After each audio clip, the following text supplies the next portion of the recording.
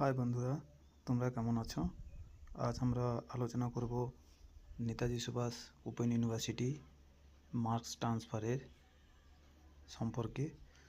তোমরা জানো আজ 13 তারিখ। সেই 13 তারিখের আজকে দুপুর 2টো থেকে 20 তারিখ পর্যন্ত মার্কস ট্রান্সফার করা যাবে। সেই জন্য আমরা প্রথমেই নেতাজি সুভাষ ওপেন ইউনিভার্সিটির যে অফিসিয়াল পেজ, সেই অফিসিয়াল পেজে যাব। গিয়ে অফিসিয়াল ওয়েবসাইট আছে, ওখানে ক্লিক করব।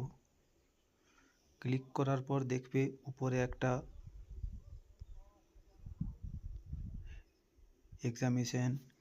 এক্সামিনেশন और অ্যাসাইনমেন্টের রেজাল্টে উপরে আসছে লিখে, দেখো সবাই, online marks transfer application for. এখানে ক্লিক করব। ক্লিক করার পর আমরা সোজা চলে যাব ক্যান্ডিডেটে এখানে সবাই অনেকে ভুল করে, যেরকম ইউজার নেম আর পাসওয়ার্ড দিয়ে দেয়। কিন্তু ইউজার নেম পাসওয়ার্ড তখনই হবে যখন তোমরা এক্সামিনেশন ফর্ম ফিল আপ করবে। আমরা উপরের দিকে একটু জুম করলেই দেখতে পাবো এখানে লেখা আছে মার্কস ট্রান্সফারের জন্য।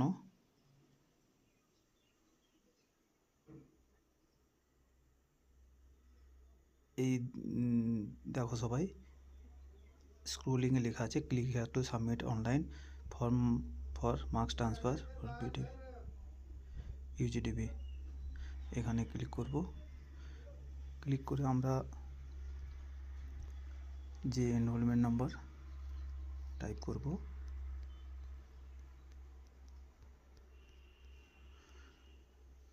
আবার একবার রিটাইপ করতে হবে।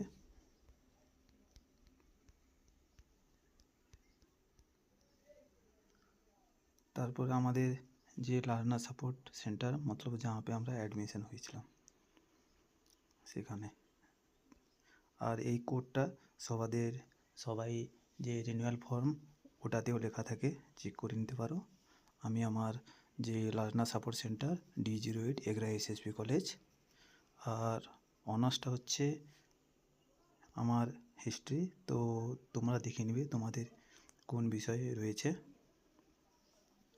ডেট অফ বার্থের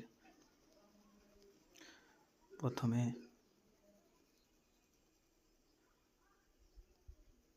ইয়ার দিবে,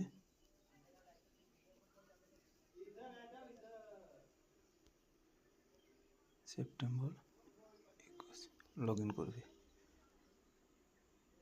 এই এখন দেখাচ্ছে you are not eligible for marks transfer, কেননা আমার এই বিষয়ে